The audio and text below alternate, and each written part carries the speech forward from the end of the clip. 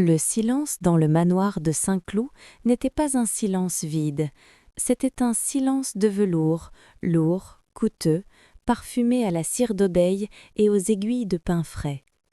Élise, 60 ans, ajusta sa boucle d'oreille en diamant face au grand miroir de sa chambre. Le reflet lui renvoya l'image d'une femme qui avait tout: une peau entretenue par les meilleurs soins de Paris, une coiffure impeccable et cette robe en soie vert émeraude qu'elle avait achetée spécialement pour ce soir. C'était la couleur préférée de Julien, son fils aîné. Elle lissa le tissu sur ses hanches, elle était prête. Sur la commode en acajou, son téléphone trônait, écran noir. 19h30, il ne devrait plus tarder. Élise descendit le grand escalier de marbre. Le cliquetis de ses talons résonnait dans le hall immense. C'était une maison faite pour le bruit, pour les rires, pour les cavalcades de petits-enfants.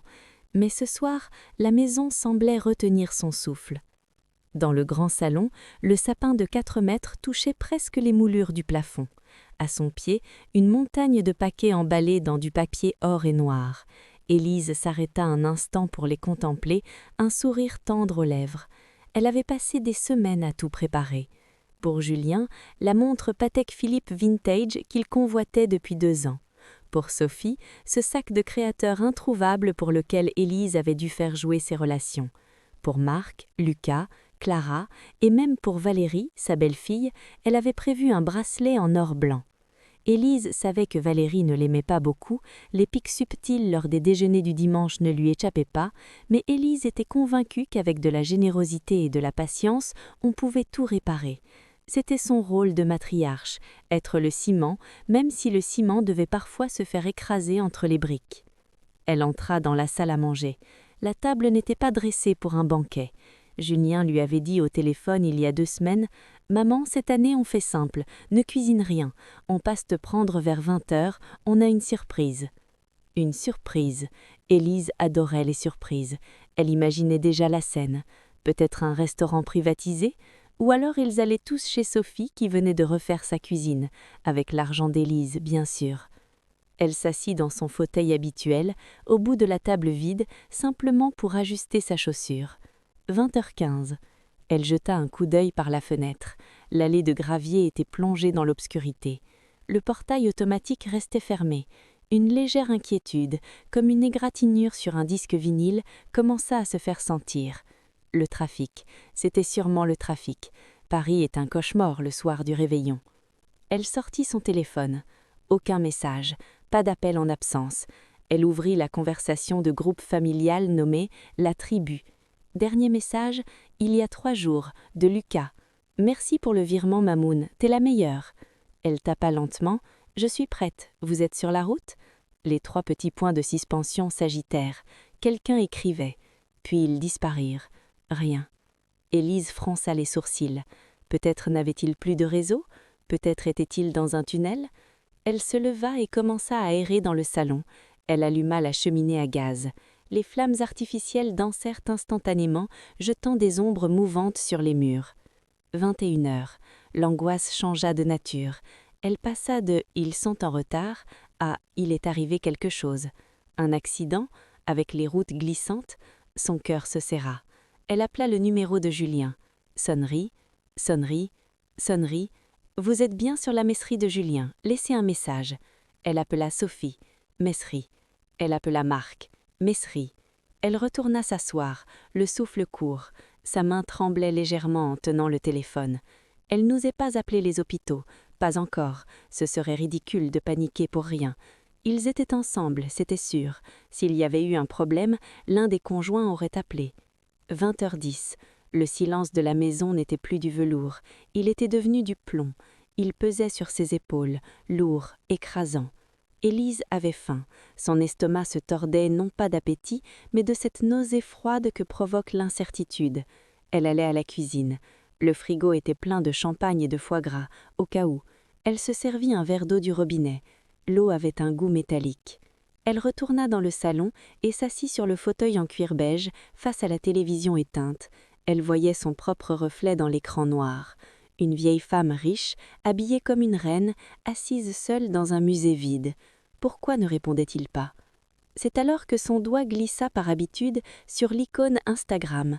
Le flux d'actualité se chargea. Des photos de feux d'artifice à Sydney, des vœux d'amis qu'elle ne voyait plus, des publicités pour des crèmes anti-âge. Et puis soudain, la photo. Elle apparut comme un coup de poing en plein plexus solaire. Postée il y a 15 minutes par Valérie. Lieu, le chalet des Cimes, Courchevel. Légende, enfin réunis. Juste nous, family time pur et dur. Hashtag New Year, no drama, best life. Élise cligna des yeux. Elle dut écarter 2 doigts sur l'écran pour zoomer, refusant de croire ce que ses yeux lui disaient. Ils étaient tous là. Julien, un cigare à la main, riant aux éclats, le visage rouge de vin et de chaleur. Sophie, dans une robe à paillettes argentées, faisant une grimace amusante avec Marc. Lucas, qui tenait la fille de Julien sur ses épaules. Et Valérie au premier plan, tenant une coupe de champagne, fixant l'objectif avec un sourire triomphant. Derrière eux, une immense table en bois brut était dressée.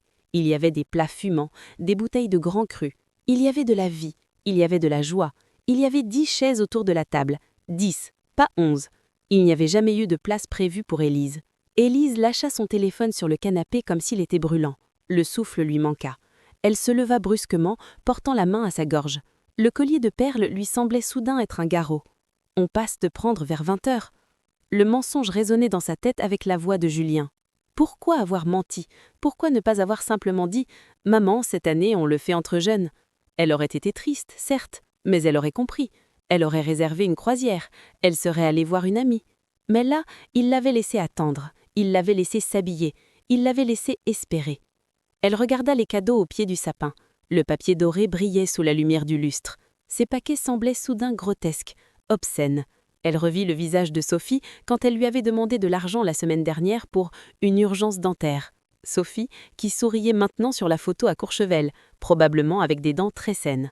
Elle revit Julien qui lui avait fait signer des papiers pour la société il y a 2 jours en l'embrassant sur le front. « T'inquiète pas, maman, je gère tout. » Il gérait tout, en effet, même son exclusion. 23h30. La colère ne vint pas tout de suite. Ce qui vint, ce fut une vague de honte. Une honte brûlante, acide. La honte d'avoir cru qu'elle était indispensable. La honte d'avoir élevé 5 enfants qui, une fois adultes, pouvaient faire ça. Avait-elle raté leur éducation? Les avait-elle trop gâtés? C'est ma faute, murmura-t-elle dans le silence. Je leur ai tout donné, alors ils pensent que je suis inépuisable, que je n'ai pas de sentiments, que je suis juste la banque, le meuble. Elle se dirigea vers la baie vitrée. Dehors, au loin, par-dessus les toits de Paris, on voyait déjà quelques feux d'artifice précoces illuminer le ciel. Le monde s'élabrait, le monde avançait. Élise posa son front contre la vitre froide. La buée se forma instantanément, effaçant le monde extérieur. Elle se revit jeune mère, tenant Julien dans ses bras lors de son premier nouvel an. Elle avait refusé une soirée mondaine pour rester avec lui, parce qu'il avait de la fièvre. Elle avait passé la nuit à lui tenir la main. Aujourd'hui, Julien était à Courchevel, cigare à la main, et il n'avait même pas envoyé un SMS. 23h55. La télévision qu'elle n'avait pas éteinte s'anima soudain pour le décompte final. Arthur ou un autre présentateur criait dans le micro avec un enthousiasme forcé. « Plus que 5 minutes avant la nouvelle année !» Élise se redressa. Elle essuya une larme solitaire qui avait osé couler le long de sa joue poudrée. Elle ne pleurait pas pour eux, pas ce soir. Elle alla vers le bar en cristal. Elle prit une bouteille de Château Margaux 1996, une bouteille que son défunt mari, Henri, avait gardée pour une grande occasion. Elle l'ouvrit avec une précision chirurgicale. Le bouchon sauta avec un bruit mat, le seul bruit réel dans cette maison fantôme. Elle se servit un verre. Le vin était sombre, presque noir dans la pénombre. 10, 9, 8, hurlait la télévision. Élise leva son verre vers le portrait de famille géant accroché au-dessus de la cheminée. Une photo prise il y a 10 ans où ils souriaient tous autour d'elle. 7, 6, 5. Elle regarda les visages de ses enfants sur la toile. « À votre héritage », chuchota-t-elle dans une voix qui ne tremblait plus. « Profitez-en bien ce soir, car c'est la dernière chose que vous aurez de moi gratuitement. 3, 2, 1, bonne année !» Les cris de joie explosèrent à la télévision. Dehors, les klaxons résonnèrent. Dans le salon du manoir de Saint-Cloud, Élise but une gorgée de vin. Il était exceptionnel, complexe, structuré, avec une finale longue et amère. Elle reposa le verre. Elle sortit son téléphone une dernière fois. Elle ne commenta pas la photo. Elle ne likea pas. Elle éteignit l'appareil. Puis, Calmement, elle retira ses boucles d'oreilles en diamant et les posa sur la table, à côté du verre à moitié plein. Le premier jour du reste de sa vie venait de commencer, et pour la première fois depuis 40 ans, elle n'était plus une mère. Elle était juste Élise. Et Élise était très très en colère. Le soleil du 1er janvier se leva sur Paris avec une pâleur maladive. C'était une lumière blanche, crue, impitoyable, qui révélait la poussière sur les meubles et les cernes sous les yeux. Élise n'avait pas dormi. Elle était restée assise dans le fauteuil du salon toute la nuit, le verre de Margot vide à sa droite. Elle avait regardé les braises de la cheminée mourir, passant du rouge ardent au gris cendre, exactement comme ce qu'elle ressentait à l'intérieur. À 10 heures du matin, le téléphone sonna. Le bruit déchira le silence de la maison comme une sirène d'alerte. Élise le laissa sonner 3 fois, 4 fois, 5 fois. Elle observa l'écran. Julien, mobile. Elle décrocha lentement, sans dire un mot. Elle voulait entendre sa voix en premier. Elle voulait entendre le ton qu'il allait employer. « Maman ? Allô ? Tu m'entends » La voix de Julien était éraillée, un mélange de sommeil, de champagne et d'une fausse jovialité nerveuse. En arrière-plan, Élise pouvait entendre le bruit de la vaisselle qui s'entrechoque et des rires étouffés. Le bruit de la vie qui continue sans elle. « Je t'entends, Julien, » dit-elle. Sa voix était calme, trop calme. « Ah, super ! Bonne année, maman !» cria-t-il, comme si le volume sonore pouvait compenser l'absence. « On t'appelle tous pour te souhaiter le meilleur. La santé surtout, hein ?» Il marqua une pause, attendant le retour habituel. « Merci, mon chéri, à vous aussi, je vous aime. » Mais Élise ne dit rien. Elle écoutait sa respiration. Le malaise s'installa à l'autre bout du fil. Julien se racla la gorge. « Écoute, maman, pour hier soir, c'est vraiment trop bête. On a eu un énorme quiproquo. » « Un quiproquo ?» répéta Élise. « Oui, c'est dingue. J'étais persuadée que Lucas t'avait envoyé le message pour te dire qu'on partait à Courchevel. On a décidé ça à la dernière minute, un coup de tête, tu sais comment on est. Et Lucas pensait que Valérie t'avait prévenu, et Valérie pensait que c'était moi. Bref, quand on s'est rendu compte que tu n'étais pas là, il était déjà 22 heures et on s'est dit qu'on n'allait pas te déranger si tard. » Le mensonge était si grossier, si mal construit qu'il en était insultant. Élise ferma les yeux. Ils avaient décidé ça à la dernière minute ? Le chalet des Cimes à Courchevel se réserve 6 mois à l'avance, surtout pour 10 personnes. Ils avaient oublié de vérifier si leur mère, veuve et seule, était au courant ? « C'est Lucas qui devait me prévenir ?» demanda-t-elle doucement. « Oui, enfin, on s'est tous un peu emmêlé les pinceaux », rigola nerveusement Julien. « Tu ne nous en veux pas, hein ? On se rattrape ce week-end, promis juré. On passera déjeuner dimanche. Valérie a dit qu'elle adorerait ta blanquette de veau. » La blanquette de veau, bien sûr. Valérie détestait cuisiner le dimanche. Elle voulait juste mettre les pieds sous la table, critiquer la décoration du manoir et repartir avec des restes dans des tupperwares. « Maman, tu es là ?» insista Julien, une pointe d'agacement perçant sous l'inquiétude. « Ne fais pas la tête, c'est juste un nouvel an. À nos âges, c'est juste une date sur le calendrier, non ?» C'était là, la première fissure, l'instant où le respect s'effrite pour laisser voir le mépris. À nos âges, comme si à 60 ans, elle n'avait plus besoin de joie, de compagnie ou de considération. Comme si elle était déjà à moitié partie. Élise prit une profonde inspiration.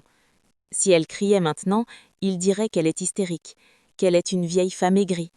Il se servirait de sa colère pour justifier leur exclusion. Tu vois, elle est impossible à vivre, c'est pour ça qu'on ne l'a pas invitée. Elle ne leur donnerait pas cette satisfaction. « Je ne fais pas la tête, Julien, » dit-elle d'un voix neutre, chirurgicale. « Je comprends parfaitement. C'est un quiproquo. Voilà, je savais que tu comprendrais. Tu es la meilleure. Bon, je te laisse, on va aller skier. Je t'embrasse fort, dis bonjour à tout le monde. » Il raccrocha. Pas de « je t'aime », pas de « désolé », juste un soulagement lâche. À 600 km de là, dans le salon luxueux du chalet, Julien jeta son téléphone sur le canapé en cuir. « C'est bon, » dit-il à la canonnade. Elle n'est pas fâchée. Valérie, qui tartinait une brioche, leva les yeux au ciel. « Tu vois, je t'avais dit qu'elle me dirait rien. Elle est trop dépendante de nous. Elle a besoin de se sentir utile. Dimanche, on ira manger sa blanquette, on lui montrera des photos des petits sur les skis et elle aura tout oublié. Sophie, affalée dans un fauteuil, scrollait sur son téléphone. Tant mieux, parce que j'ai vraiment besoin qu'elle me valide le chèque pour ma boutique en ligne. Si elle faisait la gueule, ça aurait été compliqué. Elle a dit quoi exactement ? Demanda Lucas, le seul qui avait un peu mal à l'aise, jouant nerveusement avec sa fermeture éclair. Elle a dit « Je comprends ». Juste ça. C'est tout ? Demanda Clara, la Benjamine, en sortant de la salle de bain. C'est bizarre, non ? D'habitude, elle nous fait un discours de 3 heures sur l'importance de la famille. C'est qu'elle se fait vieille, trancha Valérie. Elle n'a plus l'énergie de se battre. C'est mieux comme ça. Allez, tout le monde en tenue. Les pistes nous attendent. Ils éclatèrent de rire, un rire de meute, innocent et cruel. Ils pensaient avoir gagné.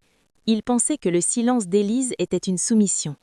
Ils ne savaient pas que c'était le calme avant le tsunami. De retour au manoir, Élise posa le combiné. « Je comprends. » Oui, elle comprenait. Elle comprenait enfin tout. Elle comprenait que ses sacrifices étaient devenus leur dû. Elle comprenait que son amour était devenu leur filet de sécurité, un filet sur lequel ils pouvaient piétiner avec leurs bottes de ski sales. Elle se leva. Ses articulations craquèrent, mais elle se sentait étrangement lucide. L'alcool de la veille s'était évaporé, ne laissant qu'une détermination froide. Elle ne monta pas se recoucher. Elle alla chercher des sacs poubelles, des grands sacs noirs, épais, de 100 litres. Elle commença par le salon, les cadeaux au pied du sapin, la montre Patek Philippe pour Julien, dans le sac de créateur pour Sophie, dans le sac, les jouets dernier cri pour les petits-enfants qu'elle voyait à peine, dans le sac. Elle ne ressentait aucune tristesse en jetant ces objets valant des milliers d'euros. Au contraire, chaque objet qui tombait au fond du plastique noir lui enlevait un poids de la poitrine. Puis, elle monta à l'étage. Elle entra dans l'ancienne chambre de Julien. Elle avait gardé cette chambre intacte depuis 20 ans. Ses posters de groupes de rock, ses trophées de tennis, ses premiers diplômes encadrés. Elle venait ici faire la poussière chaque semaine, comme une gardienne de musée dévouée. Elle s'approcha de l'étagère. Elle prit la photo de remise de diplôme de Julien. Il souriait, jeune et ambitieux, et elle était à côté de lui, rayonnante de fierté. Elle se souvenait avoir payé ses études à Londres en vendant les bijoux de sa propre mère. Elle regarda le visage de ce jeune homme qui était devenu l'homme qui l'avait laissé seul le soir du réveillon. Elle ouvrit le cadre, sortit la photo et la déchira en deux. Le bruit du papier qui se déchire fut sec, violent. Cric! Elle jeta les morceaux dans le sac. Elle continua. Les trophées, les livres, les souvenirs. Elle vidait la pièce. Elle l'exorcisait. Elle passa ensuite à la chambre de Sophie. Sophie avait laissé ici des cartons entiers de vêtements au cas où. Élise servait de garde-meuble gratuit. Élise prit les cartons un par un et les traîna dans le couloir. « Donation Emmaüs », écrivit-elle mentalement sur chaque boîte. Vers 14 heures, le couloir du premier étage ressemblait à un champ de bataille. Des sacs, des cartons, des piles d'objets. Élise était en sueur. Ses cheveux parfaits étaient défaits. Une mèche collait à son front. Mais ses yeux brillaient d'une lueur nouvelle. Elle s'assit un instant sur une malle en osier. Son regard tomba sur un vieux dessin scotché sur la porte de la chambre de Lucas. Un dessin d'enfant, au feutre rouge, représentant une maison tordue et un bonhomme bâton géant à côté d'un petit bonhomme. C'était écrit « Maman et moi, pour toujours ». Une vague de douleur faillit la submerger. Elle porta la main à sa bouche pour étouffer un sanglot. C'était la partie la plus difficile. Tuer l'espoir, tuer la nostalgie, accepter que le petit garçon qui avait dessiné ça n'existait plus.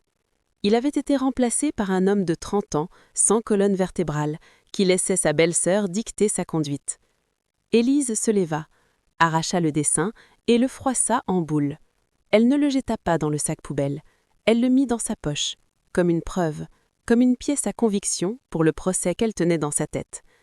Elle descendit au bureau de son défunt mari. Elle ouvrit le coffre-fort caché derrière le tableau.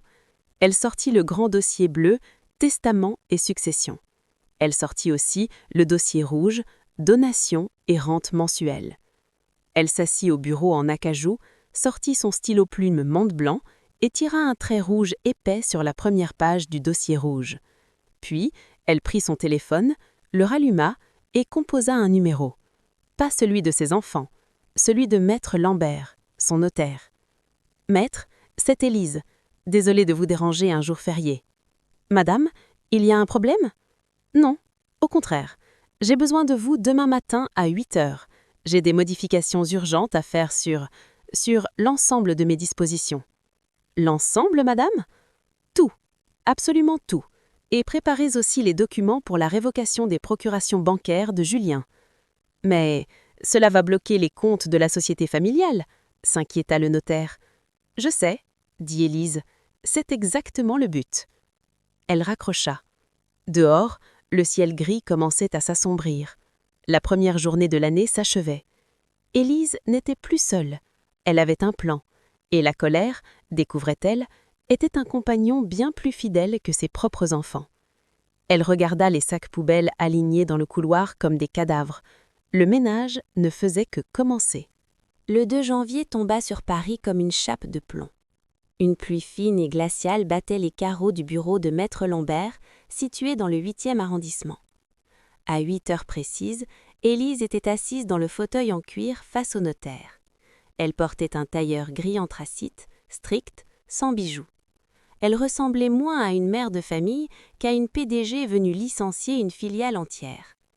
Maître Lambert, un homme rondouillard qui connaissait la famille depuis 30 ans, essuyait ses lunettes avec nervosité. « Élise, je dois vous avertir. Les mesures que vous demandez sont radicales, violentes même. »« Violentes ?» répéta Élise en haussant un sourcil. « Couper les vivres à Julien, je peux comprendre, c'est l'entreprise. Mais Sophie, elle a 2 enfants. Vous payez l'école privée de Léa et Thomas. Si vous arrêtez le prélèvement automatique ce matin, l'école va appeler dès la rentrée. »« Sophie a 38 ans, maître. Elle porte des sacs à 3 000 €. Je pense qu'elle peut trouver de quoi payer la cantine de ses enfants si elle revend 1 ou 2 paires de chaussures. » Lambert soupira, pianotant sur son clavier. « Et pour Marc, le prêt de son appartement est à votre nom. Plus maintenant. Je veux que vous activiez la clause de remboursement anticipé. C'était un prêt familial, pas un don. Il y a une clause qui stipule que je peux réclamer la totalité à tout moment. Faites-le. » Le notaire s'arrêta de taper. Il la regarda par-dessus ses verres. « Ils vont vous haïr, Élise. » Elle le regarda droit dans les yeux, son visage de marbre se fissurant à peine pour laisser passer une lueur d'acier. « Ils ne m'aiment déjà pas, Jacques. Ils aiment mon carnet de chèques. J'ai juste décidé de fermer le guichet. » Elle sortit du cabinet 1 heure plus tard, une pile de dossiers sous le bras. Elle avait l'impression d'être plus légère de 50 kilos. Mais le plus dur restait à faire. Elle avait coupé les branches, maintenant elle devait déterrer les racines. De retour au manoir, Élise se fit un thé noir, fort. Elle monta dans la salle de jeu des petits-enfants, une pièce qu'elle gardait immaculée, remplie de jouets qui servaient 3 fois par an. Elle cherchait quelque chose de précis. À Noël dernier, la petite Léa, la fille de Sophie, avait oublié sa vieille tablette connectée. Sophie en avait acheté une neuve le lendemain, bien sûr, sans même chercher à récupérer l'ancienne. « Garde-la pour les invités, maman », avait-elle dit. Élise retrouva l'objet sous une pile de peluches. Elle le brancha, la batterie était à plat. Pendant que l'appareil chargeait, Élise s'installa à son bureau. Elle ouvrit ses relevés bancaires personnels et ceux de la holding familiale, groupe Delorme, que Julien dirigeait officiellement, mais dont elle détenait 51% des parts.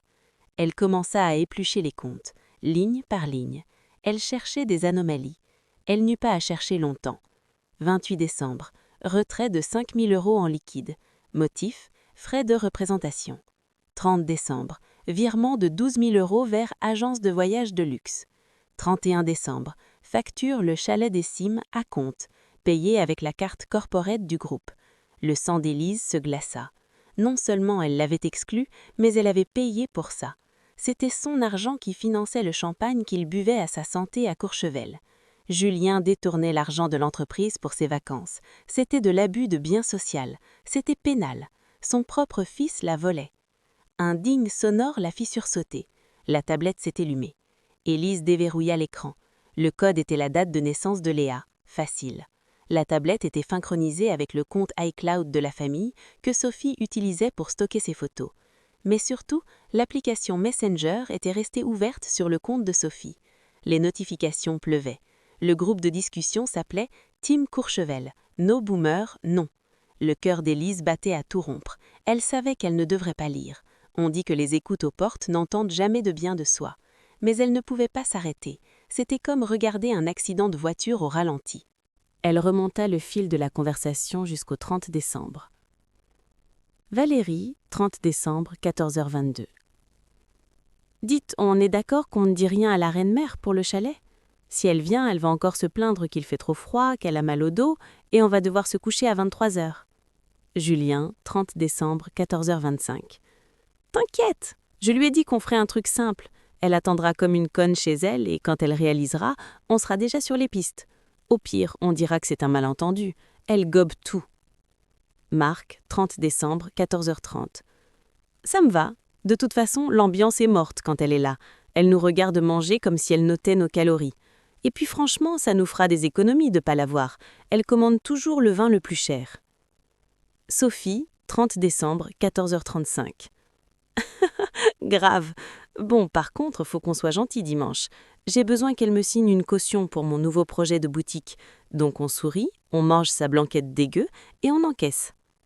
Lucas, 30 décembre, 14h40. C'est un peu chien quand même, non? Elle va être toute seule. Valérie, 30 décembre, 14h41. Oh, arrête de pleurer, Lucas. Elle a ses chats et son argent, elle survivra. C'est nous qui avons besoin de vacances. On bosse comme des dingues. Enfin, Julien bosse. Elle ne fait rien de ses journées à part dépenser l'héritage de papa. Élise lâcha la tablette. Les larmes ne coulaient pas. C'était au-delà des larmes. C'était une sensation de brûlure physique. Elle gobe tout. Sa blanquette dégueu. Elle ne fait rien de ses journées, on encaisse. Chaque phrase était un coup de poignard. Mais le pire, c'était la désinvolture, la méchanceté gratuite. Il ne se contentait pas de l'oublier, il la méprisait. Il se moquait de sa solitude. Il planifiait de l'exploiter. Valérie avait raison sur un point. Élise avait de l'argent, mais elle avait tort sur un autre. Élise ne faisait pas rien. Élise réfléchissait. Elle se leva et marcha vers la fenêtre. La pluie avait cessé. Le jardin était gris, mort. Elle retourna à son bureau et ouvrit un tiroir secret, celui où elle gardait les doubles des clés.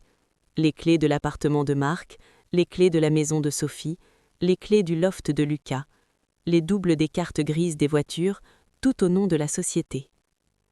Elle prit une feuille de papier blanche. Elle traça 5 colonnes, une pour chaque enfant. En haut de chaque colonne, elle écrivit un mot, le cadeau. Pour Julien, la preuve du vol. Les relevés bancaires surlignés en rouge, accompagnés de la lettre de licenciement de son poste de directeur général. Pour Sophie, la facture réelle, un tableau Excel de tout ce qu'elle avait coûté depuis 10 ans avec un échéancier de remboursement immédiat. Pour Marc, le bail résilié, l'acte notarié de reprise du logement. Pour Lucas, le silence. Elle ne lui donnerait rien, pas un centime, pas un objet, juste une lettre avec le dessin qu'elle avait froissé. Tu as choisi ton camp. Pour Valérie, la belle-fille, le bonus, une impression grand format de ses messages sur Messenger envoyés par la poste à ses propres parents très conservateurs et à son employeur. Élise sourit, un sourire sans joie, un sourire de prédateur. Elle allait préparer ses paquets, elle allait y mettre du soin, du beau papier noir, un ruban de satin argenté. Elle allait leur offrir le plus mémorable de Nouvel An, avec quelques jours de retard. Elle prit son téléphone et composa un numéro qu'elle n'avait pas appelé depuis des années, celui d'une agence immobilière de luxe. « Bonjour, c'est Madame Delorme. Oui, je voudrais mettre le manoir de Saint-Cloud en vente, en off-market, immédiatement. Oui, vide, je veux que tout soit parti avant la fin de la semaine. » Elle raccrocha. Elle regarda autour d'elle, les murs, les souvenirs, les fantômes. « C'est fini, » dit-elle à voix haute. Elle allait disparaître. Quand il reviendrait dimanche pour manger leur blanquette et lui soutirer de l'argent, il trouverait une porte close et 5 boîtes noires posées au perton. La phase d'investigation était terminée, la phase d'exécution commençait. Les jours qui suivirent le grand oubli furent marquées par une hypocrisie si épaisse qu'on aurait pu la couper au couteau. Du côté de Courchevel, l'ambiance était à la fête, mais une fête nerveuse, financée à crédit. Le 3 janvier, au petit déjeuner du chalet, Julien reçut une notification de sa banque personnelle. Solde débiteur, veuillez approvisionner votre compte. Il grimaça en avalant son café. Le séjour coûtait plus cher que prévu. Les forfaits, les restaurants étoilés, les bouteilles de cristal Roderer pour impressionner des amis rencontrés sur place, la carte de la société chauffait, mais il avait besoin de cash personnel. Il regarda Valérie, qui se faisait masser les pieds par une esthéticienne venue à domicile, 500 € la séance. « Chérie, on devrait peut-être envoyer un petit message à maman pour sécuriser le déjeuner de dimanche. » Valérie ouvrit un œil paresseux. « Tu as raison, fais-le toi. Dis-lui qu'on lui a acheté un souvenir. Elle adore les souvenirs. Ça ne coûte rien et ça rapporte gros. » Julien prit son téléphone, il adopta sa voix de bon fils, celle qu'il utilisait quand il avait besoin d'une signature, il envoya un message vocal. « Coucou maman, on pense fort à toi. On est en train de t'acheter un pashmina en cachemire, tu vas adorer la couleur. On a tellement hâte de te voir dimanche. J'espère que tu nous as préparé ta fameuse blanquette. Les petits en rêvent. Bisous. » À 600 km de là, dans le manoir de Saint-Cloud, désormais presque vide, Élise écouta le message. Elle était assise sur un carton, une tasse de thé à la main. Le mensonge coulait de son téléphone comme du miel empoisonné. Les petits en rêvent. Faux. Les enfants détestaient la blanquette. Ils préféraient les nuggets. C'était Julien qui aimait la blanquette. Tout tournait toujours autour de Julien. Élise posa sa tasse. Elle devait répondre. Elle devait jouer le jeu jusqu'au bout. Si elle montrait le moindre signe de froideur, il se méfierait. Il pourrait revenir plus tôt, ou pire, envoyer quelqu'un vérifier. Elle avait besoin de temps pour finir son déménagement secret. Elle tapa sa réponse, pesant chaque mot. « Merci, mon chéri, c'est très attentionné. Ne vous inquiétez pas pour dimanche, tout sera prêt. J'ai hâte de tous vous serrer dans mes bras. Profitez bien de vos derniers jours de vacances. » Elle appuya sur « Envoyer ». Une seconde plus tard, 3 émojis cœur apparurent sur l'écran de la part de Julien, suivis d'un message de Sophie. « Maman, tu es la meilleure. Dis, pour mon projet de boutique, j'ai apporté les papiers de la caution. On pourra regarder ça avant le dessert? C'est super urgent pour la banque. » Élise sourit, un sourire triste, glacé. « Bien sûr, ma chérie, nous réglerons tout dimanche. » Double sens. Sophie lut « Je vais signer ». Élise pensait « Je vais régler mes comptes ». Le samedi 4 janvier fut une journée fantomatique. Une équipe de déménageurs spécialisés, payés le triple pour leur discrétion et leur rapidité, avait vidé le rez-de-chaussée. Les meubles anciens, les tableaux de maître, l'argenterie, tout avait été emporté vers un garde-meuble sécurisé dont seule Élise avait l'adresse, ou vendu aux enchères via un courtier. La maison ne résonnait plus.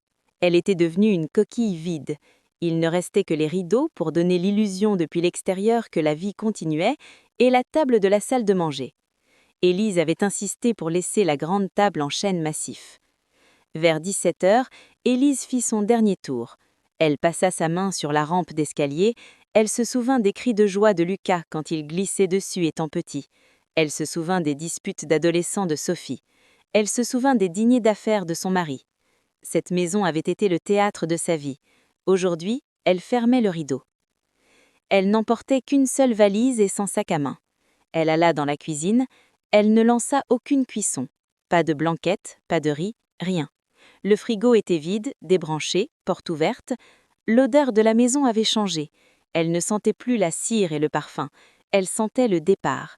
Elle sentait la poussière qui retombe. Sur la table de la salle de manger, au centre exact, elle disposa les 5 boîtes noires. Elles étaient magnifiques. Le papier mat absorbait la lumière, les ribans argentés brillaient. Sous chaque boîte, elle avait glissé une enveloppe blanche avec le prénom de l'enfant. Elle posa ses clés de maison à côté des boîtes, puis elle sortit par la porte de service. Une voiture noire aux vitres teintées l'attendait dans l'allée Ariel. Le chauffeur lui ouvrit la porte.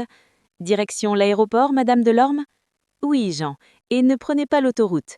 Je veux voir Paris une dernière fois. » Alors que la voiture s'éloignait, Élise ne se retourna pas. Elle laissait derrière elle 40 ans de souvenirs et 5 bombes à retardement. Dimanche 5 janvier. 12h30, le cortège familial arriva devant le portail du manoir. Le gros SUV Range Rover de Julien, loué par la société, ouvrait la marche, suivi de la décapotable de Sophie. Ils étaient tous de bonne humeur, bronzés, reposés, mais affamés. Le trajet depuis les Alpes avait été long, les enfants étaient grognons. « J'ai tellement faim, je pourrais manger un cheval », grommela Marc en sortant de la voiture de Julien. « Espérons que la blanquette soit prête », répondit Valérie en remettant du rouge à lèvres dans le rétroviseur. « Et j'espère qu'elle n'a pas oublié le vin. La dernière fois, c'était un Bordeaux 2015, un peu jaune à mon goût. » Julien appuya sur la télécommande du portail. Rien ne se passa. Il fronça les sourcils et appuya encore. Toujours rien. Putain, le portail est encore en panne. Maman a dû oublier de faire venir le technicien. Typique. Il klaxonna. Un coup long, insistant. Pas de réponse. Bon, on se gare dehors, décida-t-il, agacé. Allez, tout le monde, on marche. La troupe s'engagea dans l'allée de gravier. Les graviers crissaient sous leurs bottes d'hiver. Sophie portait des talons hauts et pestait à chaque pas. « Maman, on est là !» cria Lucas. La maison se dressait devant eux, imposante, silencieuse, les volets du haut étaient fermés. Seuls ceux du salon étaient ouverts. « C'est bizarre, » dit Clara, la Benjamine. « On dirait qu'il n'y a pas de lumière. »« Elle doit être dans la cuisine avec la haute à fond, » balaya Julien. Ils arrivèrent devant la lourde porte d'entrée en chêne. Julien sortit ses clés. Il les inséra dans la serrure. Ça ne tournait pas. Il força un peu. Bloqué. Merde, elle a changé le canon? C'est quoi ce délire? Soudain, Valérie, qui regardait par la fenêtre du salon, poussa un petit cri étouffé. « Julien, viens voir !» Sa voix tremblait. Ce n'était pas son ton habituel, arrogant et traînant. C'était une voix de petite fille effrayée. Julien la rejoignit. Il colla son visage à la vitre. Il fallut quelques secondes à ses yeux pour s'habituer à la pénombre de l'intérieur. Puis, il vit. Le salon était vide. Plus de canapé, plus de tapis persans, plus de tableaux, plus de télévision. Le vide absolu. Un parquet nu qui s'étendait à l'infini. On s'est fait cambrioler ?» bégaya Marc, qui avait rejoint le groupe. « Maman! Maman !» Ils commencèrent à paniquer. Ils frappèrent contre la porte, contre les vitres. « Appelle la police !» hurla Sophie. « Ils ont tout pris. Maman est peut-être à l'intérieur, ligotée. » C'est alors que Lucas, qui avait contourné la maison pour essayer la porte de la cuisine, revint en courant, le visage blême. « La porte des services est ouverte », dit-il. Ils se précipitèrent tous vers l'arrière de la maison. Ils entrèrent en trombe dans la cuisine. Vide, pas d'odeur de blanquette, pas de casserole sur le feu. Le four était froid, propre comme un sous-neuf. Le silence dans la maison était terrifiant. Ce n'était pas le silence d'une sieste, c'était le silence d'un tombeau. « Maman !» hurlèrent-ils en chœur, leur voix résonnant étrangement dans les pièces vides. Ils coururent vers la salle à manger, la seule pièce qui semblait encore habitée. Ils s'arrêtèrent net sur le seuil, s'empilant les uns sur les autres. La grande table était là, et dessus, trônant comme des monolithes dans ce désert de bois, les 5 boîtes noires, 5 boîtes parfaites, 5 rubans argentés et 5 enveloppes blanches. Julien s'approcha lentement, le souffle court. Il avait l'impression d'être dans un mauvais rêve. Il lut les prénoms sur les enveloppes. Julien, Sophie, Marc, Lucas, Valérie. Il n'y avait pas de maman, il n'y avait pas de déjeuner, il n'y avait pas de chaleur. « Ce n'est pas un cambriolage », murmura Clara, les yeux rivés sur les boîtes. Elle sentit un frisson glacial lui parcourir l'échine. L'instinct lui disait de ne pas ouvrir. L'instinct lui disait que ce qu'il y avait dans ces boîtes était pire qu'une bombe. « Qu'est-ce que c'est que ce bordel ?» éructa Julien, essayant de masquer sa peur par la colère. « Où est-elle ? C'est une blague ? Maman, sors de ta cachette !» Mais seul l'écho de sa propre voix lui répondit. Le piège s'était refermé. Ils étaient venus pour prendre, comme d'habitude. Mais aujourd'hui, ils allaient devoir payer. Julien tendit la main vers la boîte qui portait son nom. Sa main tremblait. « N'ouvre pas !» souffla Lucas. « Julien, n'ouvre pas !» Mais il était trop tard. La curiosité et l'avidité étaient plus fortes que la peur. Julien tira sur le ruban argenté. Le bruit du papier déchiré résonna comme un coup de fouet dans la salle à manger vide. Julien arracha le couvercle de la boîte noire. Il s'attendait à voir l'éclat de l'or ou le cuir d'une montre de luxe. À la place, il y avait un dossier épais, relié par une spirale en plastique bon marché. Sur la couverture, un titre simple, imprimé en gras. Audit interne, groupe Delorme, exercice 2024-2025. Julien fronça les sourcils.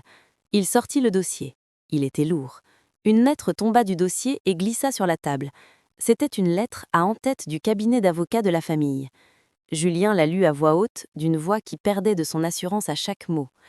Monsieur Julien Delorme, en ma qualité de gérante majoritaire, je vous notifie par la présente votre mise à pied conservatoire immédiate, préalable à un licenciement pour faute lourde.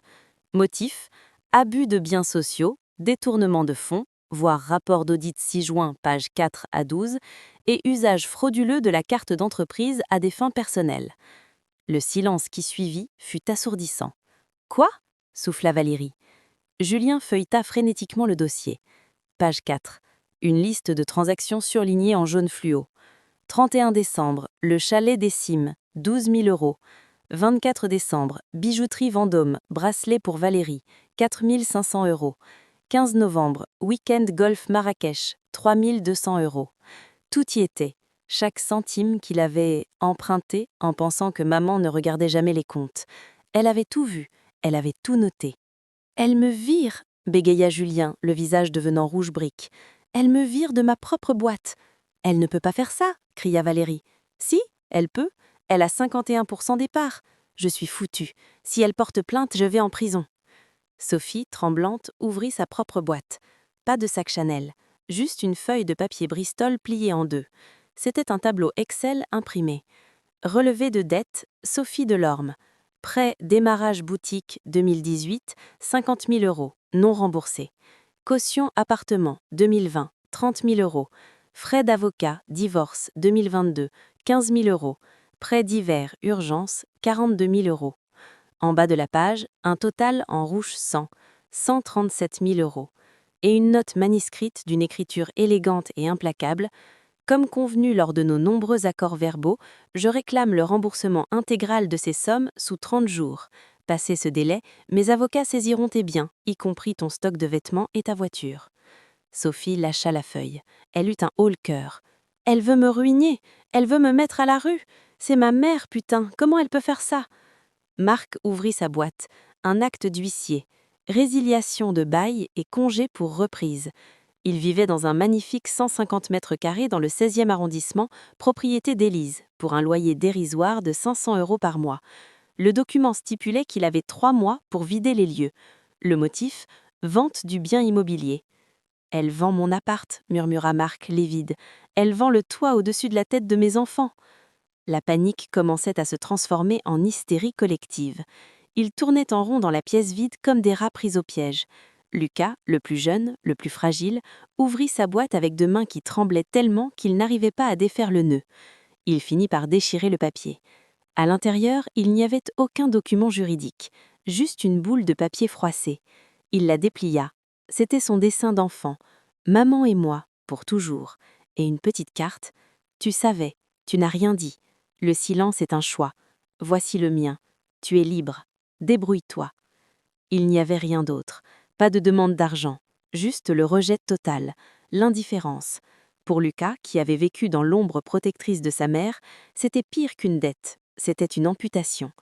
Il s'effondra sur une chaise, la seule qui restait dans un coin, en larmes. « C'est une folle !» hurla Valérie. « Elle a perdu la tête. C'est de la sénilité. On va la faire interner. » Elle se jeta sur sa propre boîte, la dernière encore fermée. « Qu'est-ce qu'elle m'a mis à moi, hein ? Des menaces ? Je vais lui montrer de quel bois je me chauffe. » Elle ouvrit la boîte. À l'intérieur, il y avait une clé USB et une pile de feuilles imprimées. Valérie prit la première feuille.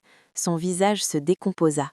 C'était une capture d'écran de leur conversation WhatsApp de Courchevel, celle où elle disait « Enfin un nouvel an sans la vieille », celle où elle disait « Elle a ses chats et son argent, elle survivra ». Mais ce n'était pas tout. Il y avait une enveloppe affrichée, déjà ouverte pour montrer le contenu. L'adresse du destinataire était « Monsieur et Madame de Valois », les parents de Valérie. Les parents de Valérie étaient des aristocrates catholiques ultra-conservateurs, très riches, qui ne plaisantaient pas avec le respect des aînés et la morale familiale. Ils finançaient le train de vie de Valérie à hauteur de 5 000 € par mois pour maintenir son standing. La note d'Élise disait « J'ai pensé que tes parents aimeraient savoir comment ta fille parle d'une veuve le soir de Noël. Le courrier a parti franc matin, il devrait le recevoir aujourd'hui. » Valérie poussa un cri strident, un cri de bête blessée. « Non, ils vont me couper les vivres, ils vont me déshériter !» Elle sortit son téléphone frénétiquement. 5 appels manqués de sa mère. Elle était finie. « Où est-elle » rugit Julien, les yeux injectés de sang. Il sortit son téléphone et composa le numéro d'Élise. « Le numéro que vous demandez n'est plus attribué. » Il réessaya. « Le numéro que vous demandez n'est plus attribué. » Il jeta son téléphone contre le mur. L'écran explosa en 1000 morceaux sur le parquet vide. Elle a changé de numéro, elle a tout coupé. Marc courut vers la cuisine. « Les voitures! Regardez les voitures !» Ils se précipitèrent à la fenêtre. Dans l'allée, une dépanneuse était en train de manœuvrer. Un homme en gilet jaune accrochait le Range Rover de Julien. « Hé! Et vous » cria Julien en sortant en courant. L'homme ne s'arrêta pas. Il montra un bon de commande à travers la vitre. Saisi pour défaut de paiement, leasing Groupe Delorme. Julien regarda son SUV de 100 000 € se faire soulever dans les airs. Sophie regarda sa décapotable subir le même sort. Ils étaient coincés là, à 20 km de Paris, sans voiture, avec leurs valises de ski, dans une maison vide, froide, qui ne leur appartenait plus. Le soleil commença à se coucher, projetant des ombres longues et effrayantes dans le manoir. Ils n'avaient plus rien. Pas de toit, pas de travail, pas d'argent, pas de mère. Le midpoint venait de frapper. L'histoire de famille était terminée. La guerre pour la survie commençait. Et au milieu de ce chaos, posée sur la cheminée, une petite enveloppe rouge qu'ils n'avaient pas vue. Clara, la seule qui n'avait rien reçu, elle était la plus jeune et la moins impliquée dans le groupe WhatsApp, s'approcha et l'ouvrit. Elle lut à voix haute dans le silence de mort qui était retombé. « PS, j'ai fait couper l'électricité et le gaz à partir de ce soir 18h. Il ne vous reste que l'eau froide. Bon courage. » Clac. Comme pour ponctuer la phrase, les lumières du lustre s'éteignirent. Le chauffage s'arrêta avec un dernier soupir. L'obscurité envahit la caisse. La nuit tomba sur le manoir de Saint-Cloud comme un lincel glacial. Sans électricité, la température chuta rapidement. Les radiateurs en fonte, autrefois bouillants, étaient désormais froids comme la mort. Les 5, orphelins, et Valérie durent marcher. 2 kilomètres dans la boue, traînant leurs valises de luxe éclairées par les lampes torches de leur téléphone dont les batteries agonisaient. Ils durent appeler un Uber-van. Le chauffeur les regarda avec suspicion. Cette famille en tenue de ski griffé, crottée de boue, s'entassant dans un véhicule bon marché. Julien tenta de payer avec sa carte corporate. Refusé. Sophie tenta avec sa carte gold. Refusé. C'est Clara, la benjamine, qui paya avec sa carte étudiante. Il lui restait 50 €. Le lendemain matin, lundi 6 janvier, le conseil de guerre se tenait dans le salon de Sophie. C'était le seul endroit encore sûr, bien que l'appartement soit un capharnaüm de vêtements et de cartons de pizza. L'ambiance n'était pas à la contrition. Elle était à la haine. Valérie faisait les 100 pas, une cigarette électronique à la main, recrachant de la vapeur mentholée avec fureur. « Elle nous a piégés », siffla-t-elle. Tout était prémédité. Le silence au téléphone, l'acceptation du déjeuner, elle voulait nous humilier. C'est de la perversité pure. Mais elle a surtout coupé les vivres, gémit Julien, la tête entre les mains. J'ai appelé la banque ce matin. Mes comptes personnels sont gelés. L'avocat de la boîte m'a dit que si je contestais le licenciement, elle porterait plainte au pénal pour abus de biens sociaux. Elle me tient par les couilles. C'est illégal, cria Sophie. On ne peut pas laisser sa propre famille à la rue. Il y a des lois. L'obligation alimentaire. Marc, l'avocat, secoua la tête, sombre. L'obligation alimentaire marche dans les deux sens, Sophie. Les enfants doivent aider les parents et les parents les enfants s'ils sont dans le besoin. Mais nous sommes des adultes valides. Elle n'a aucune obligation légale de payer ton loyer ou mes vacances. Juridiquement, son dossier est en béton armé. Elle a préparé ça avec Lambert. C'est imparable. Un silence lourd s'installa. Il réalisait l'impasse. C'est alors que Valérie s'arrêta de marcher. Ses yeux brillaient d'une lueur malveillante. Juridiquement, peut-être, mais médicalement. Tous les regards se tournèrent vers elle. « De quoi tu parles ?» demanda Lucas. « Réfléchissez, » dit Valérie doucement. Une femme de 60 ans, qui a toujours été douce, généreuse, qui soudainement, d'un jour au lendemain, devient paranoïaque, qui vend sa maison en secret, qui coupe les liens avec ses enfants, qui disparaît sans laisser d'adresse. Elle laissa la phrase en suspens, puis asséna le coup de grâce. Ça ne ressemble pas à un comportement rationnel, ça ressemble à une crise de démence, un début d'Alzheimer, ou une influence sectaire. Julien releva la tête, l'espoir renaissant dans ses yeux vides. « Tu veux dire qu'on pourrait la faire passer pour incapable ?»« On ne la fait pas passer, » corrigea Valérie avec un cynisme absolu. « On s'inquiète pour elle. On dit à tout le monde qu'elle ne va pas bien, qu'elle a perdu la tête. Si on arrive à prouver qu'elle n'est pas saine d'esprit, toutes ses décisions récentes, mon licenciement, la vente de la maison, vos dettes, peuvent être annulées par un juge des tutelles. » Sophie se redressa. « C'est horrible, mais c'est notre seule chance. C'est pour son bien, » ajouta Marc, embrassant le mensonge instantanément. « Elle est clairement instable. Une mère normale ne fait pas ça. » La stratégie du gaslighting était lancée. Ils n'allaient pas s'excuser. Ils allaient la pathologiser. Dans une chambre d'hôtel modeste mais confortable, vue sur la Seine, Élise buvait son café. Elle avait acheté un téléphone prépayé, mais elle avait gardé son ancien numéro actif sur un vieux portable, juste pour surveiller. Elle ne répondait pas, mais elle écoutait. Son téléphone se mit à vibrer. Un message vocal de Julien. Élise prit une grande inspiration. Elle s'attendait à des insultes. Elle appuya sur lecture. La voix de Julien était douce, trop douce, une voix qu'on utilise pour parler aux enfants ou aux fous. « Maman, c'est Julien. On est très inquiet pour toi. On est allé au manoir, on a vu l'état des choses. Tu n'es pas toi-même, maman. Ce que tu as fait, c'est un appel à l'aide, on l'a bien compris. On ne t'en veut pas. On sait que tu traverses une période difficile, peut-être une dépression. S'il te plaît, dis-nous où tu es. On veut juste te soigner. On t'aime. Rappelle-nous. » Élise sentit une nausée monter. Il retournait la situation. Il ne s'excusait pas de l'avoir oubliée. Il lui pardonnait à elle de les avoir punis. C'était brillant et terrifiant. Deuxième message. Sophie. Sa voix était tremblante, presque en larmes. Des larmes de crocodile, Élise le savait. « Maman, c'est Sophie. Les enfants pleurent. Ils demandent où est mamie. Tu te rends compte de la violence que tu leur infliges? Léa a fait des cauchemars toute la nuit. Elle a peur que tu sois morte. Comment tu peux nous faire ça? On a juste eu un petit raté pour le nouvel an. Et toi, tu détruis la famille? C'est disproportionné, maman. Tu deviens toxique. Papa aurait honte de te voir comme ça. » Clac. Élise arrêta le message. Celui-là fit mal. Évoquer Henri, évoquer les petits-enfants, l'accusation de toxicité.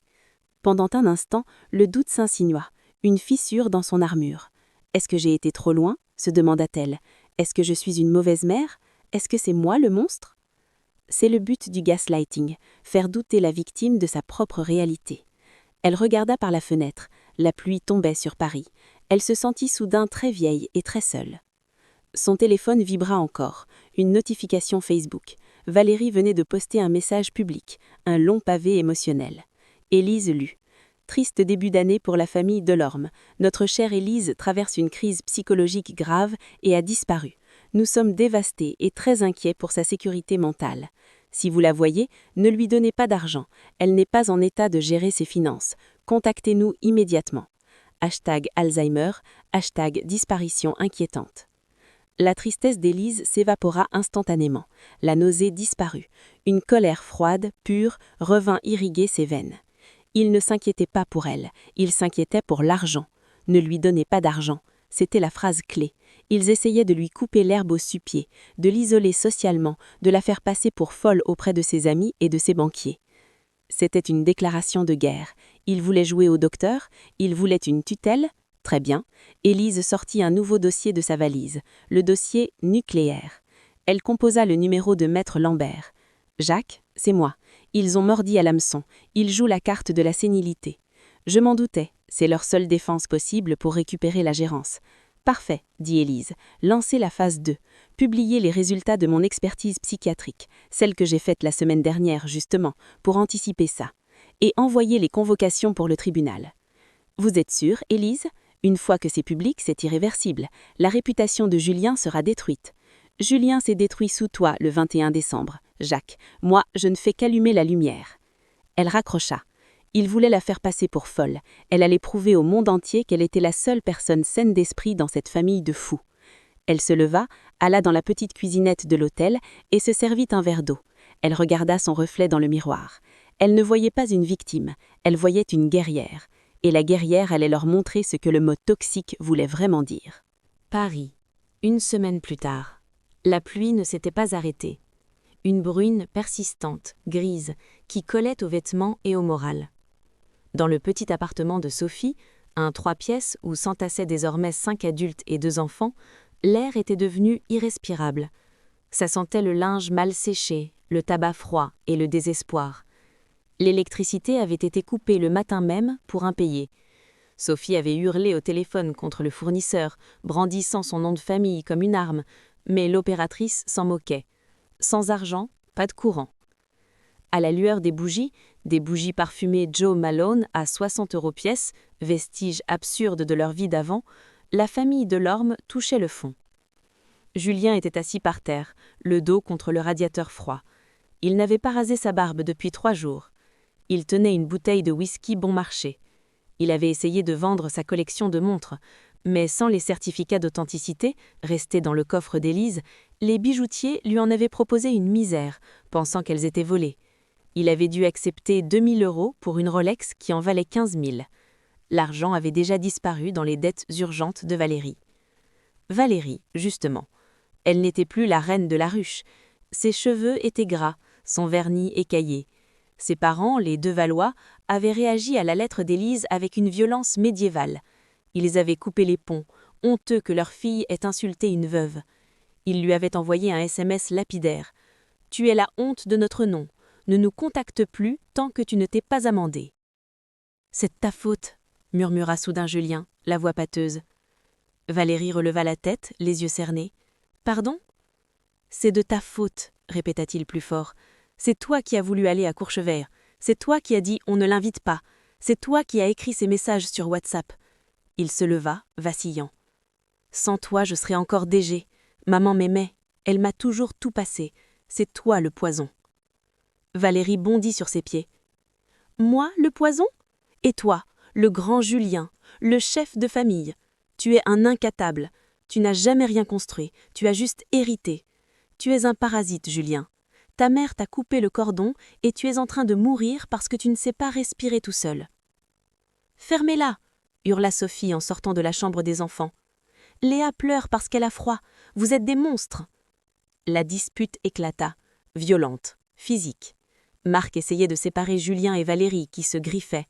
Des mots impardonnables furent prononcés, des vérités qui ne s'effacent pas. Au milieu de ce chaos, un seul restait silencieux. Lucas. Il était assis près de la fenêtre, regardant la pluie tomber sur le boulevard périphérique. Il avait son téléphone en main. Il regardait une vieille vidéo. Son anniversaire de 10 ans. On y voyait Élise, jeune et rayonnante, apportant un gâteau. On entendait sa voix. « Joyeux anniversaire, mon petit prince !» Lucas pleurait. Des larmes silencieuses, continues. Il réalisa qu'il n'avait pas seulement perdu son argent, il avait perdu sa mère. Et contrairement aux autres, il l'aimait. Il l'avait juste oublié par faiblesse, pour suivre le groupe. Il se leva doucement. Personne ne fit attention à lui. Ils étaient trop occupés à s'entretuer pour les miettes du festin passé. Lucas prit son manteau. Il prit sa valise. Il ouvrit la porte. « Où tu vas ?» aboya Julien. « On a besoin de toi pour payer les pizzas. »« Je m'en vais, » dit Lucas d'une voix tremblante mais décidée. « Je ne veux plus faire partie de ça. »« Tu vas où ? T'as pas un rond ? » ?»« Je vais dormir dans le métro s'il le faut, mais je ne reste pas 1 minute de plus avec vous. Vous me dégoûtez. On se dégoûte. » Il claqua la porte. Le silence retomba un instant dans l'appartement avant que les cris ne reprennent de plus belle. La fratrie était brisée. Pendant ce temps, au cimetière de Père-Lachaise, Élise marchait dans les allées désertes. Son parapluie noir la protégeait à peine des bourrasques. Elle s'arrêta devant une tombe en marbre gris. Henri Delorme, 1960-2018. Elle posa sa main gantée sur la pierre froide. C'était son moment de faiblesse, son titik nadir à elle. Elle avait gagné la bataille. Ses enfants étaient à genoux. Elle avait prouvé sa puissance, mais à quel prix ?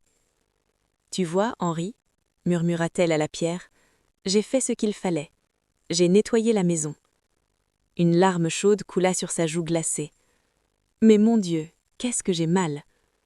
Elle s'effondra doucement, s'agenouillant dans la boue, sans se soucier de son tailleur Chanel. Elle pleurait la mort de ses illusions. Elle pleurait l'image de la famille parfaite qu'elle avait maintenue à bout de bras pendant 40 ans. Elle réalisait que ses enfants étaient devenus des étrangers cupides qu'elle avait elle-même créés en les gâtant trop. C'était sa faute aussi. C'était son échec. Le chèque en blanc de l'amour maternel était revenu impayé. « Je suis seule, Henri. Je suis tellement seule. » Son téléphone vibra dans sa poche. Elle ne voulait pas répondre, mais la vibration insistait. Elle essuya ses yeux et regarda l'écran. Un numéro inconnu, mais pas masqué. Elle décrocha, la voix brisée. « Oui ? C'est maman ?» C'était une voix faible, une voix d'enfant dans un corps d'homme. « Lucas !»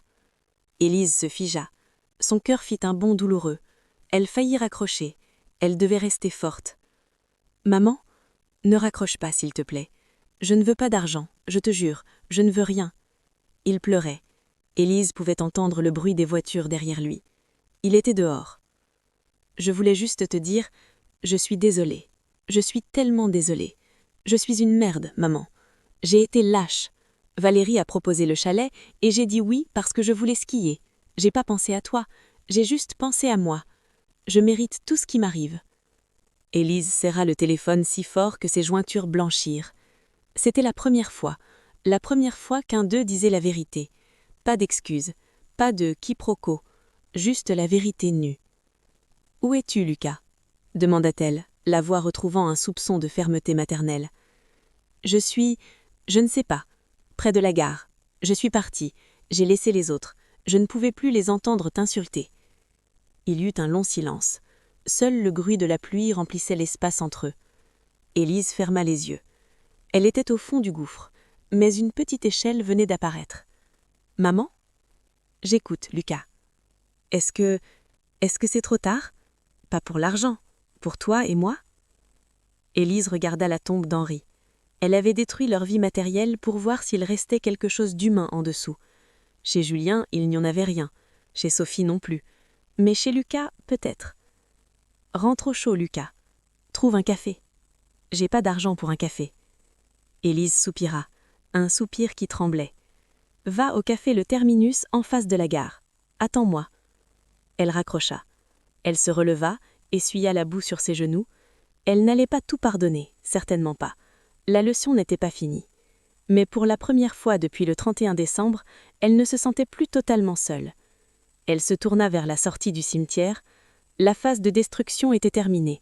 La phase de confrontation finale, le climax, approchait. Et cette fois, elle n'aurait pas lieu par avocat interposé. Elle aurait lieu face à face. Le grand salon de la suite impériale du Plaza Athénée brillait de 1000 feux. Lustres en cristal, moquettes épaisses, dorures. C'était un monde de silence et de luxe, à des années-lumière de l'appartement miteux de Sophie. Élise était assise dans un fauteuil Louis XV, une tasse de thé à la main. Elle était impeccable, coiffée, maquillée, une broche en saphir étincelant sur sa veste noire.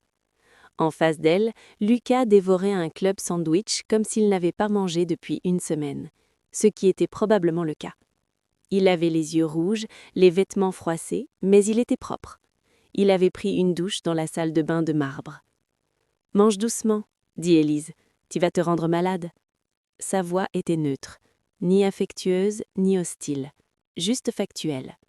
Lucas posa son sandwich. « Maman, je ne sais pas comment te dire. »« Ne dis rien, » coupa-t-elle. « Les mots ne valent plus rien, Lucas.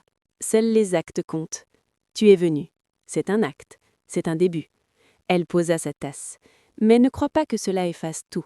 Tu étais dans ce chalet. Tu as bu le champagne. Tu as ri quand Valérie se moqua de moi. » Lucas baissa la tête, honteux. « Je sais, je suis un lâche. »« Oui, tu l'es, » trancha Élise. « Mais au moins tu es un lâche lucide. C'est mieux qu'un arrogant aveugle. » Soudain, des cris retentirent dans le couloir feutré de l'hôtel. Des voix que Élise connaissait par cœur. « Laissez-nous passer, c'est ma mère. On sait qu'elle est là. »« Monsieur, s'il vous plaît, c'est une zone privée. » La porte de la suite vola presque en éclats sous la poussée. Le groom tenta de darrer la route, mais il fut bousculé par Julien. Ils entrèrent. La meute. Julien, Sophie, Marc et Valérie. L'image était saisissante. Ils apportaient avec eux l'odeur de la pluie, de la sueur et de la peur. Julien avait l'air d'un vagabond en costume de luxe déchiré. Le maquillage de Sophie coulait en traînées noires sur ses joues. Valérie ressemblait à une furie, les cheveux trempés collés au crâne. Ils s'arrêtèrent net en voyant le décor. Le contraste entre leur misère et le luxe insolent d'Élise les frappa comme une gifle.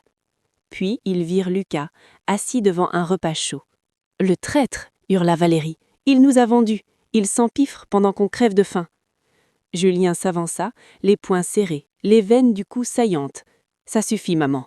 Arrête ce cirque. Tu nous as humiliés, tu nous as affamés. C'est bon, tu as gagné. Maintenant, rends-nous l'argent. Débloque les comptes. » Élise ne bougea pas d'un millimètre. Elle ne se leva même pas. Elle croisa les jambes avec une lenteur exaspérante. « Bonjour à vous aussi, » dit-elle calmement. « Je vois que vous avez oublié les bonnes manières en même temps que mon adresse. »« On s'en fout des manières, » cria Sophie, hystérique. « Mes enfants ont froid, on va se faire expulser. Tu es un monstre. »« Un monstre ?» répéta Élise. Elle se leva soudainement. Le mouvement fut si brusque, si impérial, qu'ils reculèrent tous d'un pas. Un monstre ? Sa voix n'était pas forte, mais elle vibrait d'une autorité terrifiante. Le monstre, c'est celui qui laisse sa mère seule le soir de Noël pour aller claquer son argent dans une station de ski. Le monstre, c'est celle qui vole l'entreprise familiale pour payer ses putes et son champagne.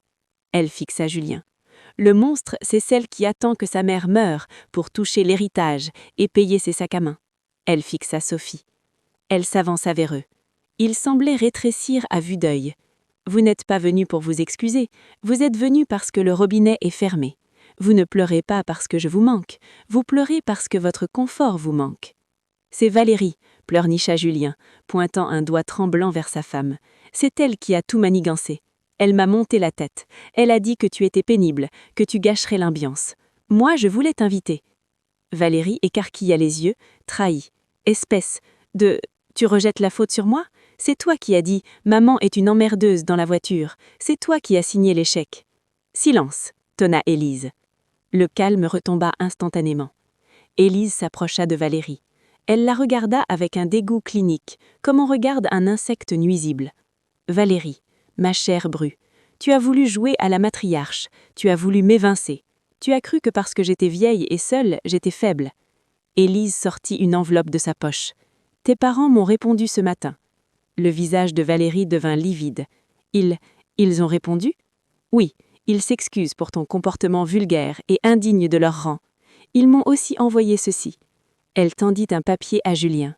Julien le lut, ses yeux s'agrandirent. « C'est quoi ça ?»« Une convention de divorce pré-rédigée par les avocats de la famille de Valois, » expliqua Élise. « Si tu divorces de Valérie pour faute grave, il s'engage à couvrir 50% des dettes que vous avez contractées ensemble. Si tu restes avec elle, il vous coule tous les deux. » Julien regarda Valérie, puis il regarda le papier, puis il regarda Élise. C'était le choix ultime, l'amour ou l'argent.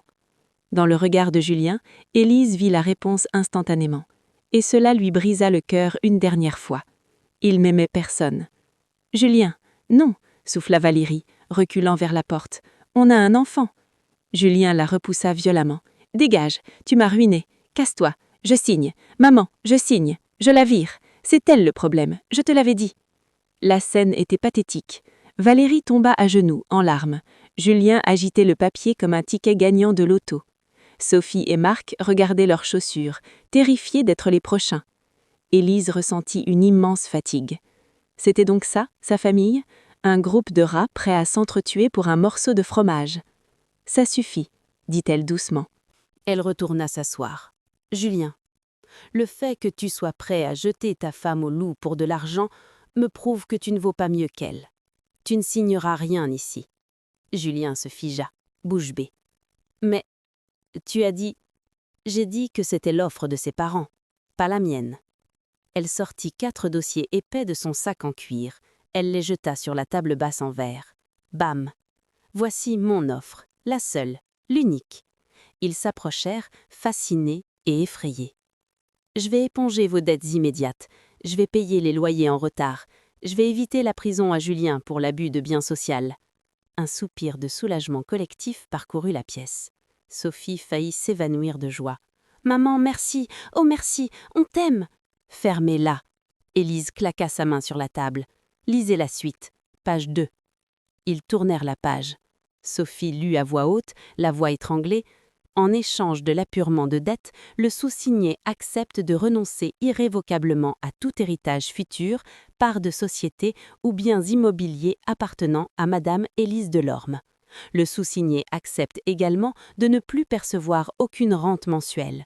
Le sous-signé s'engage à trouver un emploi salarié sous 30 jours. « Tu nous déshérites ?» balbutia Marc. « Non, » corrigea Élise. « Je vous achète votre liberté. Je paie vos erreurs d'aujourd'hui avec votre argent de demain. Vous voulez de l'aide maintenant? Alors vous n'aurez plus rien après ma mort. Tout ira à des fondations caritatives. » Elle se pencha en avant, son regard scannant chaque visage. « C'est à prendre ou à laisser. Si vous signez, je paie les huissiers ce soir. Vous repartez à 0. Mais vous repartez seul. Vous devrez travailler, vraiment travailler, comme des gens normaux. Si vous refusez, je laisse la justice suivre son cours. Julien ira en prison, Sophie sera saisie, et je regarderai tout ça depuis ma suite en buvant du thé. » Le silence dans la pièce était absolu. On entendait le tic-tac de l'horloge ancienne. C'était la fin de l'enfance, la fin de l'argent magique. C'était le début de la vraie vie. Julien tremblait. Il regarda ses mains manucurées qui n'avaient jamais porté de charge lourde. « Je ne sais rien faire, » chuchota-t-il. « Je ne suis qualifié pour rien. »« Alors apprends, » répondit Élise froidement. « Il n'est jamais trop tard. » Lucas, qui était resté silencieux, se leva. Il prit le stylo posé sur la table. « Je n'ai pas de dette, dit-il, mais je signe quand même. Je ne veux plus de ton argent, maman. Je veux juste qu'on puisse se parler de temps en temps, sans chèque à la fin. » Il signa le document. Élise sentit une boule dans sa gorge. Un. Elle en avait sauvé un. Les autres se regardèrent. La haine avait disparu, remplacée par la résignation pure. Ils étaient vaincus, écrasés par la femme qu'ils avaient sous-estimée. Julien prit les stylos. Sa main tremblait tellement qu'il fit une tache d'encre. Il signa. Il vendait son avenir pour sauver son présent. Sophie signa en pleurant. Marc signa en silence. Valérie, toujours au sol, releva la tête. « Et moi ?»« Toi, » dit Élise sans la regarder, « tu n'es pas mon sang. Tu te débrouilles avec tes parents. Et avec ton mari, si tu arrives à lui pardonner d'avoir voulu te vendre il y a 5 minutes. » Élise ramassa les dossiers signés. Elle se leva. « Maintenant sortez. Tous. J'ai besoin de repos. »« Maman, » commença Sophie. « Sortez. » Ils sortirent, un par un, tête basse, brisés mais sauvés. Lucas s'arrêta sur le seuil. « Je peux t'appeler demain ?» Élise le regarda. Pour la première fois, son visage s'adoucit. « Pas demain, Lucas.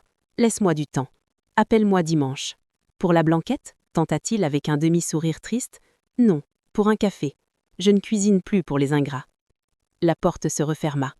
Élise était seule dans la suite immense. Elle alla vers la fenêtre qui donnait sur la tour Eiffel illuminée. Elle avait perdu 4 enfants.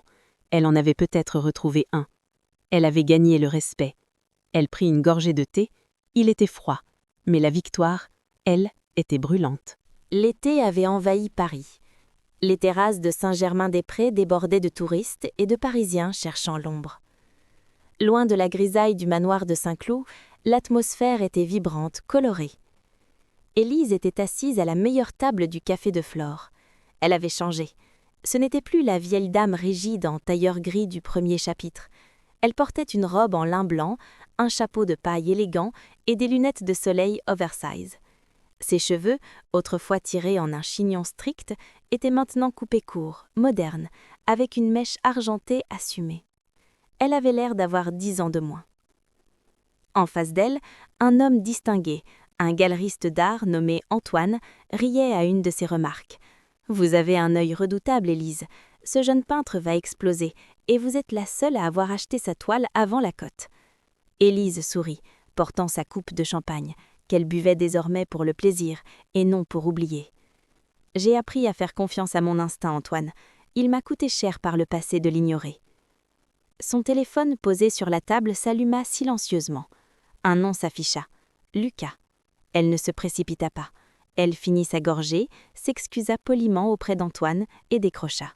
« Bonjour Lucas. »« Salut maman, je ne te dérange pas ?»« Si, un peu. Je suis en rendez-vous. C'est urgent ?» Il y eut un petit rire à l'autre bout du fil, un rire sain. « Non, pas d'urgence. Je voulais juste te dire que j'ai eu ma promotion. Je passe chef de projet junior. C'est pas le Pérou, mais c'est mon salaire. Je suis fière de toi, Lucas. Vraiment. Merci. Dis, pour ton anniversaire la semaine prochaine, on pensait t'inviter au resto. C'est moi qui invite, avec mon argent. » Élise sentit une chaleur douce dans sa poitrine. « J'accepte avec plaisir, mais juste toi et Clara. »« Je sais, maman. Les autres, ils ne sont pas prêts. »« Ce n'est pas qu'ils ne sont pas prêts, Lucas. C'est que je ne le suis plus. » Elle raccrocha. Le cordon était coupé, cicatrisé. La caméra survole Paris et plonge dans la banlieue ouest, dans une zone commerciale sans âme. Julien est là. Il porte un costume bon marché, un peu trop large. Il est debout sur un parking goudronné sous le soleil de plomb. Il travaille chez un concessionnaire de voitures d'occasion. Il est en train de vanter les mérites d'une berline diesel à un couple de retraités exigeants qui négocient chaque centime. « Je vous assure, c'est une excellente affaire, » dit Julien, essuyant la sueur sur son front. Le client le coupe sèchement. « C'est trop cher, faites un effort ou on va voir ailleurs. » Julien serre les dents. Il a envie de leur crier qu'il buvait du vin à 500 € la bouteille il y a 6 mois. Mais il se tait. Il a besoin de cette commission pour payer son loyer. Il baisse la tête. « Je vais voir ce que je peux faire avec mon patron. » L'humilité est une leçon qui s'apprend à la dure. Cut. Dans l'arrière-boutique d'un magasin de vêtements de seconde main. Sophie est à genoux. Elle trie des piles de vêtements qui sentent la naphtaline. Elle étiquette des jeans.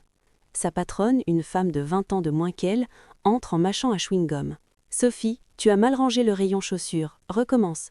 Et souris un peu quand tu es en caisse. Tu fais peur aux clients. » Sophie, qui portait autrefois des sacs qu'elle ne pouvait pas se payer, ravale sa fierté. « Oui, madame. » Elle regarde ses mains.